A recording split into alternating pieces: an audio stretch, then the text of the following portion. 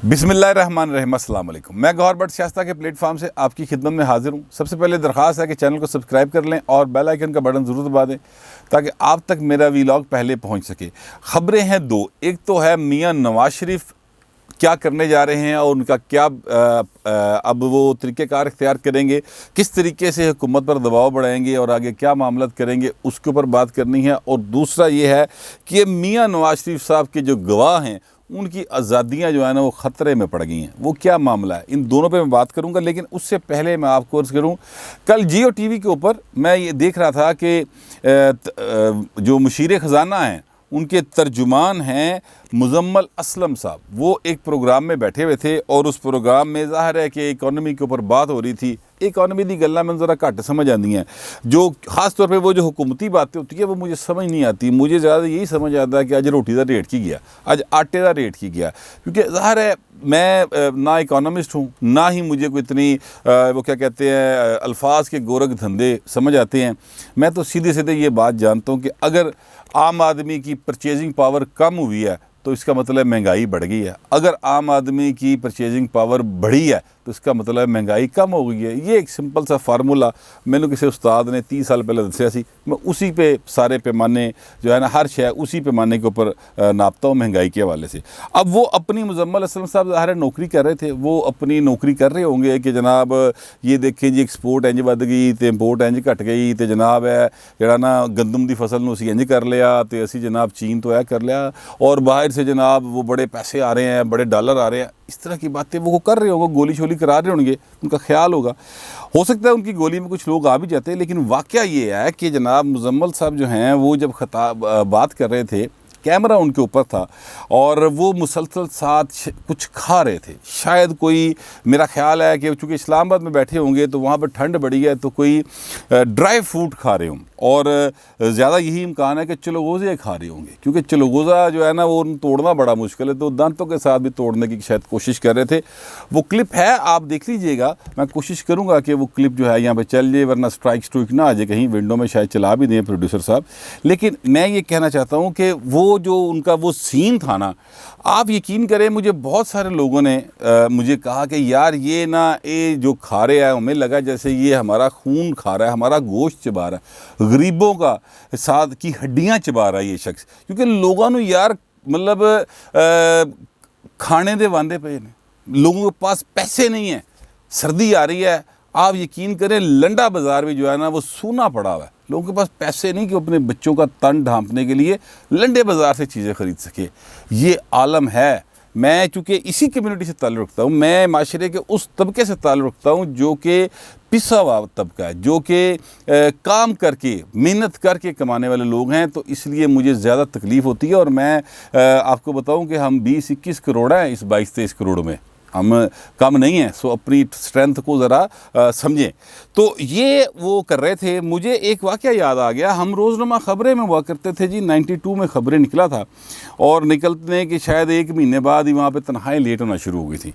और ये मेरा 93-94 दिसंबर की बात होगी कि हम 3-3 4-4 माह की हमारी तनख्वाह नीचे थी और वहाँ पर अचानक ज़िया शाहिद साहब जो कि अब दुनिया में नहीं रहे, वो बड़े मरूफ साफ़ी रहे हैं, तो उनके कमरे से उनके बच्चे बीवी वो आए हुए थे। तो वो जो मछली होती है ना, ठीक है, लाहौर की बड़ी मशहूर मछली है, वो उसके कांटे शांटे जो उन्होंने खाए थे ना और साथ कोक की बोतल खाली, वो ला के उन्होंने एक डस्टबिन में उनके पीए ने फेंकी। वहाँ पर कुछ हमारे साथ जो कापी पेस्टर थे, कुछ प्रूफ रीडर्स थे, वो एक छोटी सी जगह बन जाती जहाँ पे खड़े होकर स्मोकिंग करते थे, तो वहाँ पर खड़े स्मोकिंग कर रहे थे। ये 5 महल रोड लाहौर में है, वहाँ पे ख़बरें का ऑफिस होता था। वहाँ पर एक शख्स हुआ करते थे प्रूफ रीडर, ज़ुबैर साहब उनका नाम था, अल्लाह ताला उन्हें गरीके रहमत करे। तो उन्होंने उस वक़्त एक जुमला बोला कि यार एक कंडे जिहड़े ने सुटे ना, मैनू इंज लगा जिवें मेरे दिल नूं चुभोए ने फड़ के। यार असी रोटी खान तो आतर हाँ, साड़ी 4 महीने की तनख्वाह थल्ले है, तो ये भाई साहब सरमायादार जिहड़े ने ए बैठ के मच्छियाँ उड़ा रहे हैं। तो कल इस तरह की तकलीफ़ हुई मुझे मुज़म्मल साहब को देखकर कि वो उन्हें इतना भी एहसास नहीं है कि जनाब बेहिसी का ये एक अजीब आलम होता है। मतलब मैं मुज़म्मल साहब को ज़ाती तौर पे नहीं जानता, सच्ची बात यह है, लेकिन जो अंदाज़ था ना वो इस तरह का था कि जो भी जियो टीवी ज़ाहिर है सबसे ज़्यादा देखा जाता है, तो जो भी कोई देख रहा होगा, किसी होटल में बैठा, किसी चाय खाने में बैठा, किसी पिंड में बैठा, उसको उनका खाना जिस तरीके से लग रहा होगा ना कि उनकी हड्डियाँ चबाई जा रही हैं, वो मुझे लगता है कि वैसे महसूस हो रहा होगा। बहरहाल ये मेरा एक एहसास सा था अपनी तबके से ताल्लुक़ रखने वाले लोगों के हवाले से, तो मैंने वो आपके सामने रख दिया है। अपनी तरफ से मैंने तबके की तर्जुमानी करने की कोशिश की, पता नहीं मैं कामयाब हुआ कि नहीं हुआ। अब मैं आता हूँ इस खबर की जानिब कि मियाँ नवाज शरीफ के जो गवाह हैं ना, ये राना शमीम साहब, उनके ऊपर उनकी आज़ादी ख़तरे में आ गई जनाब। और आज़ादी ख़तरे में ऐसे आ गई है कि एक एडवोकेट हैं सुप्रीम कोर्ट के, उन्होंने एक पटिशन दायर की और उन्होंने उसमें ये कहा है कि जनाब ये राना शमीम साहब जो हैं ये बड़े करप्ट आदमी, ये झूठे आदमी हैं और मैं सबूत पेश करूंगा, ख़तरा ये मुल्क से भाग जाएंगे, लिहाजा इनका ECL में नाम डाल दिया जाए। और ये दरख्वास्त जो है इसकी समाअत 6 दिसंबर यानी परसों पीर के रोज़ ये समाअत के लिए मुकर्रर भी कर दी गई है। Chief justice Islamabad high court mister justice Athar Minallah साहब जो हैं वो इसकी समाअत करेंगे। अब ज़ाहिर है फ़ैसला अदालत ने करना है कि वो मतलब है कि वो उनका नाम ECL में आता है कि नहीं आता, वो झूठे हैं या सच्चे हैं, उनका एफिडेविट गलत है या सही है, ये सारा मामला जो है ये मतलब है कि वही अदालत ही फ़ैसला करेगी इस बारे में।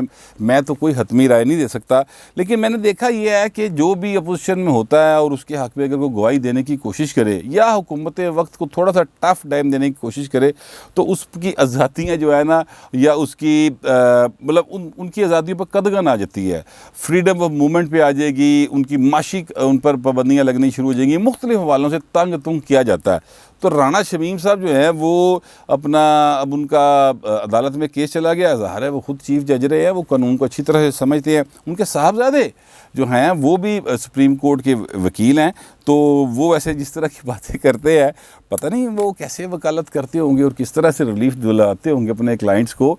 मुझे तो ज़ाहिर है मुझे नहीं पता उनके वकील वो किस किस्म के वकील हैं, लेकिन जो मीडिया पे इंटरेक्शन है ना उससे कोई जो उनका तासुर बना है वो कोई इतना अच्छा नहीं बना। बहरहाल ये उनका ज़ाती मसला है कि वो अपनी ज़िंदगी में क्या करते हैं। अब मैं आता हूँ मियाँ नवाज शरीफ साहब की। मुझे याद आया कि मियाँ नवाज शरीफ साहब ने एक दफ़ा ये कहा था जब वज़ीर-ए-आज़म थे, जो डॉन लीक्स का मामला था आप जानते हैं, उसमें उन्होंने कहा था कि हमें हाउस इन ऑर्डर करना चाहिए और करना पड़ेगा वरना दुनिया जो है वो हमारा मौक़िफ़ तस्लीम करने को तैयार नहीं है। बड़ा रौला पाया गया उस वक़्त, जनाब PTI लेवे चढ़ गए, उस वक़्त वो सज्जे पासे दियाँ सारियाँ कुवतां जड़ियाँ वो चल पड़ी, सहाफ़ियों के अंदर बहसें शुरू हो गई कि जनाब ये तो पाकिस्तान के ख़िलाफ़ बातें हैं, ये है वो है। अच्छा उस वक़्त हाउस इन ऑर्डर किया होता तो शायद सियालकोट वाला जो वाक़या हुआ है कल, ये ऐसे वाक़यात ना होते। हाउस इन ऑर्डर किया होता तो TLP के मुजाहरे में जो 8 पुलिस वाले शहीद हुए हैं या TLP के 2-3 कारकुन जो शहीद वो क्लेम करते हैं हुए हैं, तो वो उन माओं के बच्चे जो हैं वो ज़िंदा होते और उन बच्चों के बच्चे यतीम ना हुए होते। ऐसे वाक़यात जो हैं ये पाकिस्तान के लिए बहुत ज़्यादा ख़तरनाक हैं। आपसे मैं अर्ज़ करूँ कि मुझे अब ये शदीद ख़तरा लाहक हो गया है कि हम पहले तो ग्रे लिस्ट में है ना, अब ये जो वाक़यात हो रहे हैं इसके बाद हमें लगता है कि FATF की हम ब्लैक लिस्ट में चले जाएंगे और ब्लैक लिस्ट में जाएंगे तो पाइन बड़ा बुरा हाल होना है। पहले ही डॉलर 180 दे डोलदा पे है, टुरदा फिरदा है, पेट्रोल है, बिजली है, कोई चीज़ काबू में नहीं आ रही हुकूमत के या रियासत के। ऊपर से ये जो वाक़यात हैं आप यकीन करें मैं कल से अवॉइड कर रहा हूँ इस इशू के ऊपर बात करने से, लेकिन क्या करें यार, ये जो सियालकोट का वाक़या है ये तो दिल दहला देने वाला वाक़या है। अगर उसने कोई गलती की थी, अगर उसने कोई गुनाह किया था, अगर उसने कोई जुर्म किया था तो तौहीन के कवानीन मौजूद हैं। पुलिस को इतला करें, पुलिस FIR दर्ज कराएं, पुलिस उसे गिरफ्तार करेगी, कानून के मुताबिक कार्रवाई होगी। खुद से कानून हाथ में लेने की जो रवायत है और ये जो मज़हब के नाम पर या किसी भी चीज़ के नाम पर इस तरह की चीज़ें जो हैं ये तो माशरे को तबाह की तरफ लेके जा रही हैं बुरे तरीके से। और जो सोचने वाले हैं वो कुछ और सोच रहे हैं। वो जैसे मैंने आपको पहले बताया ना, वो मुज़म्मिल असलम साहब हुक्मरानों में ही है ना, वो बैठ के मूंगफली खा रहा है, वो जनाब चलोज़े खा रहा है और वो इस तरह की चीज़ें हुक्मरान ये कर रहे हैं। सर शराफिया तबका जो है वो ये कर रहा है और नीचे जो हालात हैं वो ये आपके सामने हैं। तो मियाँ साहब की अगर बात उस वक्त हाउस इन ऑर्डर करने वाली मान ली होती तो चीज़ें अब मुख्तलिफ होती। वैसे तो ये बात हमें जनरल ज़िया तो शुरू ही पाए ना, जनरल ज़िया को किसी ने रोक लिया होता कि इस पासे ना जा, तो अब हमारा पाकिस्तान जो है वो वाकई शायद लाहौर पेरिस बनया होंदा। ठीक है, या न्यूयॉर्क बना होता, लंदन की तरह हम भी तरक्की याफ्ता होते, लेकिन वो चूँकि उसने तय किया हुआ था कि मैंने अपने इक़्तिदार को तूल देना है, तो इसलिए उसने जहाद के नाम पर एक फ़साद खड़ा किया और उसके नतीजे पे पाकिस्तान जो है ना वो अब तक फ़साद का शिकार है। और ये उसी फ़साद की निशानियाँ सियालकोट वाली हो गई और दीगर मामलात में शाल खान हो गया, ये सारे मामलात उसी से रिलेटेड हैं। मियाँ नवाज शरीफ साहब जो हैं उन्होंने कल एक तंजीमी इजलास से ख़िताब किया था। इजलास के अंदर जो मियाँ साहब ने गुफ्तगू की वो एक है वो सियासी सा बयान, वो मैं आपके सामने रख देता हूँ। लेकिन असल मसला जो है ना वो ये है कि मियाँ साहब चाह रहे थे, आज से 2-3 माह पहले मैंने ये ख़बर आपके सामने ब्रेक की थी कि मियाँ साहब ने पंजाब तंजीम को ये ऑर्डर किया है कि जनाब आप यूनियन कौंसिल के लेवल पर एक ऐसी मुझे कारकुन दें 30 के करीब जिनके पास मोबाइल हो, जिनके पास जो इंटरनेट की सहूलत अफोर्ड कर सकते हों, जो जिनको रोटी रोज़ी तक रुलाना पिया हुए और वो एक कॉल के ऊपर जो है वो किसी जगह पे इकट्ठे हो सकते हों। यूनियन कौंसिल की सतह पर 30 लोग उन्होंने मांगे थे, जिसमें ख़वातीन भी शामिल हों। अच्छा, अब ये बहुत बड़ा टास्क था। इस टास्क को कंप्लीट करने के लिए राना सनाउल्लाह साहब की ड्यूटी लगी थी। वो टास्क अभी कंप्लीट नहीं हुआ। छोटा काम तो नहीं ना, देखे ना मियाँ साहब भी थे मतलब अजीबो गरीब गल्लां करदे ने। 30 बंदे चाहिए ने हर यूनियन कौंसल दे विच ते ਉਹ ਬੰਦੇ ਹੋਣ ਜਿਹਨਾਂ ਨੂੰ ਰੋਟੀ ਰੋਜੀ ਦਾ प्रॉब्लम होवे, मोबाइल डाटा ਦਾ ਜਿਹੜਾ ਨਾ अफोर्ड कर सकते हो, स्मार्टफोन उनके पास हो। ਉਹ मियाँ साहब ਇੱਥੇ ਭਾਵੇਂ ना 33-10 रखना औखा होया है। मतलब हालात ये है मियाँ साहब, यहाँ पे गुर्बत के लोगों के पास खाने पीने की चीज़ें नहीं हैं। आप तो शायद सिर्फ माल्टाउन की चीज़ों को देख रहे हैं या डिफेंस को देख रहे हैं, गुलबर्ग को देख रहे हैं, शादमान को देख रहे हैं। भाई ना पंजाब दे ऐसे पिंड भी है ना जिथे बत्ती कोई नहीं, ठीक है। तो ऐसे हालात जो हैं वो जारी हैं।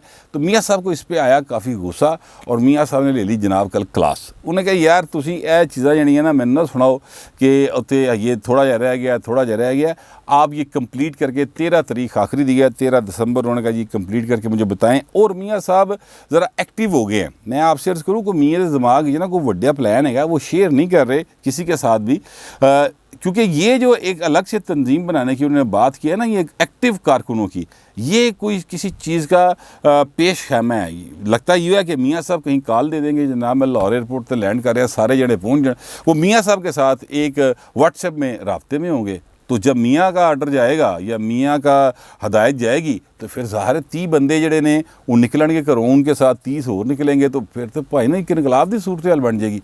ये वाली सूरत हाल मतलब मेरा ख्याल है शायद यही इमेजिनेशन होगी उन्होंने कि जनाब साडा इस तरह काम चल जाएगा।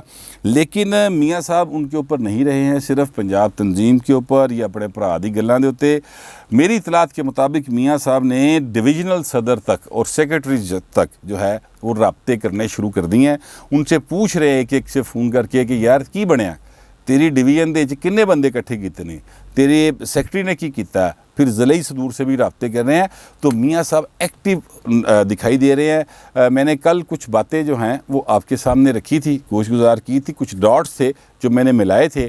उन डॉट्स में एक ये भी डॉट है कि मियाँ साहब क्यों एक्टिव हो गए हैं। बाहर बैठे बिठाया हर भाई नू की प्रॉब्लम है। अगर उसने पाकिस्तान नहीं आना, अभी वो कहता है इन हाउस चेंज भी नहीं लानी, अभी वो मौलाना फजल रहमान की बात मानते हुए लॉन्ग मार्च की तरफ भी नहीं जा रहे, अभी वो इस्तीफ़ों की तरफ भी नहीं जा रहे, तो फिर मियाँ की करना जा रहे हैं। अचानक से मियाँ साहब इस तरफ क्यों आ गए हैं, ये एक डॉट है। इसको भी आप उन 5-6 डॉट्स में रख लें जो मैंने कल बयान किए थे कि अचानक से रियासत फ़तेह अन्ना साहब जो हैं उनका ईमान जाग जाता है। अचानक से जो है वो यानी गवर्नर पंजाब को IMF की साथ डील जो है उसको कहता है कि पूरा पाकिस्तान गिरवी रख दिया है। अचानक से जो है राना सनाउल्लाह और ख्वाजा आसफ साहब कहते हैं कि इन उस तब्दीली लाई जा सकती है।